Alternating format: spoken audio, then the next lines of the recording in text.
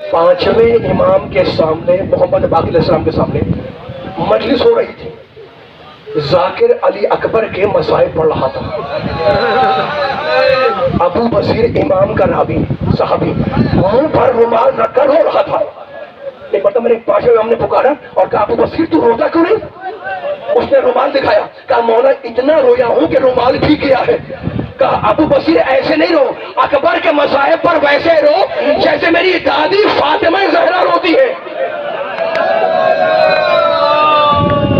پوچھنے والے پوچھا مولا کیسے روئے؟ کہا اکبر کے مصائب پر چیخیں مار مار کے رو.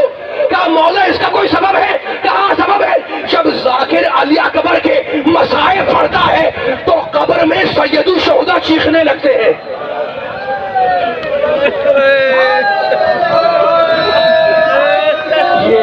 یہ آپ کا رونا فقط حسین کی گردن کٹ جانے پر نہیں ہے، یہ رونا اس زخمی کان پر ہے جس سے گوشوارہ نوچ کے نکالا گیا. یہ رونا اس سر پر ہے نا قافلے پر ہے جو کربلا سے کوفہ اور کوفہ سے شام لے جایا گیا. رونے والوں، محرم کی آخری تاریخیں تھیں جب آل محمد کا لٹا ہوا قافلہ ایسی منزل پر پہنچا، ایسے مقام پر پہنچا جہاں سے دمشق کا شہر نظر آ رہا تھا. قافلے کو روکا گیا، ظہر قافلے کو روکا گیا دمشق کے قریب. ظہر ابن قیس حسین ابن علی کا سر لے کر یزید کے دربار میں آیا اور کہا امیر وہ قیدی آ گئے جنہیں کربلا میں ہم نے اسیر کیا تھا. کہا رک جاؤ. یزید نے کہا رک جاؤ. اپنے مشیر بلوائے، وزراء بلوائے، بڑے بڑے لوگوں کو بلوایا.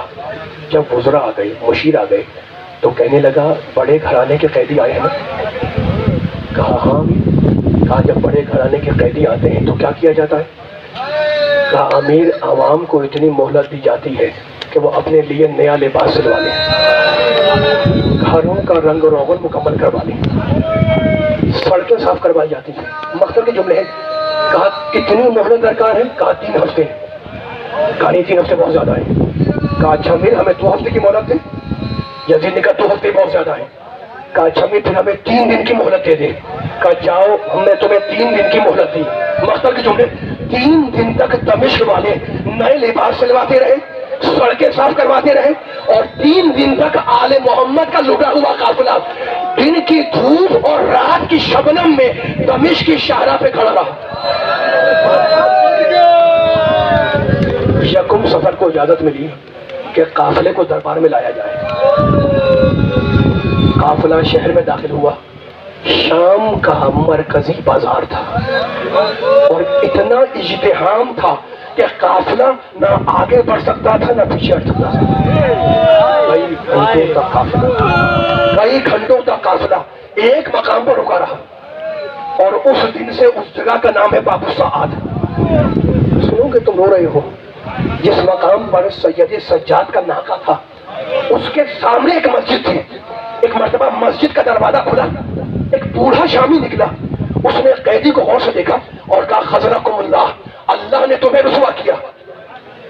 سجاد نے سر کو بلند کیا اور کہنے لگے اللہ ہمیں کیوں رسوا کرے گا؟ انما یرید اللہ لیذھب عنکم الرجس اہل البیت. شامی گھبرایا. کہا قیدی یہ آیت تو اہل بیت کی شان میں نازل ہوئی، یہ تو نے آیت کیوں پڑھی؟ سجاد نے دوسری آیت پڑھی وَيُطْعِمُونَ الطَّعَامَ عَلَىٰ حُبِّهِ مِسْكِینًا وَیَتِیمًا وَأَسِیرًا. شامی پھر گھبرایا. کہا قیدی یہ آیت تو اس وقت نازل ہوئی جب حسنین نے روزہ رکھا تھا، کہ تو نے یہ آیت کیوں پڑھی؟ سجاد نے تیسری آیت پڑھی فَقُلْ تَعَالَوْا نَدْعُو أَبْنَاءَنَا وَأَبْنَاءَكُمْ. بوڑھا شامی پھر گھبرایا. کہا قیدی یہ آیت تو مباہلے کے وقت کی ہے، یہ تو ان آیتوں کو کیوں پڑھ رہا ہے جو آل محمد کی شان میں نازل ہوئی؟ اور رونے لگے سجاد، میرے مولا رونے لگے. کہا وہ آل محمد ہم ہی تو ہے. کہا قسم کھاؤ کہ تم آل محمد ہو. سجاد نے قسم کھائی واللہ نحنو اہل بیت محمد، خدا کی قسم ہم محمد کے اہل بیت ہیں. شامی نے ہاتھ جوڑے. کہا مولا میں آپ کو پہچان گیا، آپ میرے حسین کے بیٹے سجاد ہیں نا؟ ان لوگ کہنے لگے ہاں. کہا مولا میں آپ کو پہچان گیا، بس اتنا اور بتلا دے یہ بیویاں کون ہے.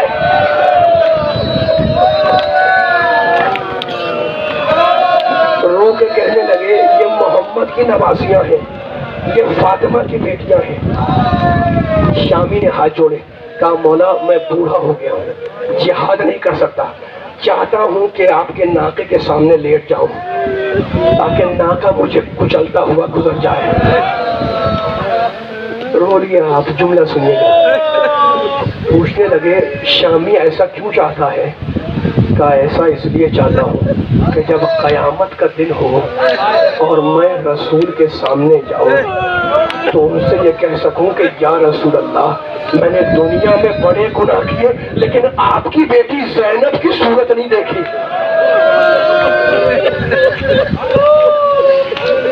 اس وقت سجاد کہتے ہیں میں نے اپنی پھوپھی اماں کا جلال دیکھا۔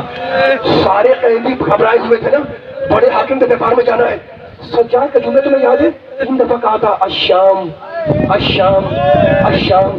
کسی نے پوچھا فرد رسول سے کہ مولا شام میں سب سے بڑی مصیبت کیا تھی؟ کہنے لگے سب سے بڑی مصیبت یہ تھی کہ اتاؤنا بحبالن وربطونک الاغنام، کچھ رسیاں لائی گئی اور ہمیں جانوروں کی طرح سے باندھ دیا گیا۔ اس جملے کا مطلب سمجھتے ہیں؟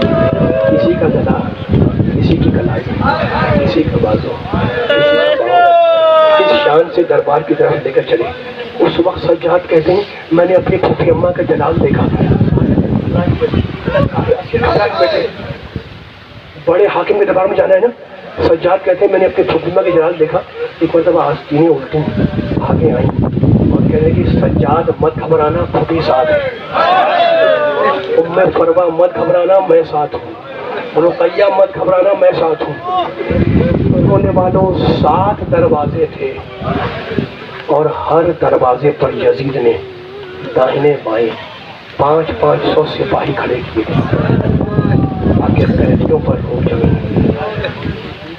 ایک کو سمجھا کے لے جا رہی تھی کہ مت گھبرانا، میں ساتھ ہوں، مت گھبرانا، میں چلنے پر الفاظ نہیں، ممبر چھوڑ رہا ہوں میں۔ پہلا دروازہ گزرا، دوسرا دروازہ گزرا، تیسرا دروازہ گزرا، چوتھا دروازہ گزرا۔ میری بیوی سمجھا کے لے جا رہی، گھبراؤ نہیں، میں ساتھ ہوں، لیکن میں کیسے پڑھوں؟ جب 7واں دروازہ آیا جس کے بعد دربار تھا تو میری بیوی دربار میں جانے سے پہلے زمین پر بیٹھ گئی،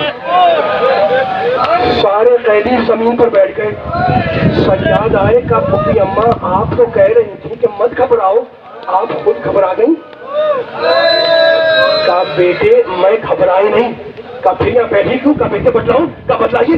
کہا بیٹے 21ویں ماہ رمضان کو میرے بابا نے، علی کی شہادت کی رات، 21ویں ماہ رمضان کو میرے بابا نے اپنا زخمی سر میرے کندھے پہ رکھا تھا اور مجھ سے کہا تھا بیٹی ایک دن تجھے دربار میں جانا ہوگا، مت گھبرانا، میں ساتھ چلنے کے لیے آؤں گا۔ تو سجاد میں اپنے بابا کا انتظار کر رہی ہوں، یہ کہہ کے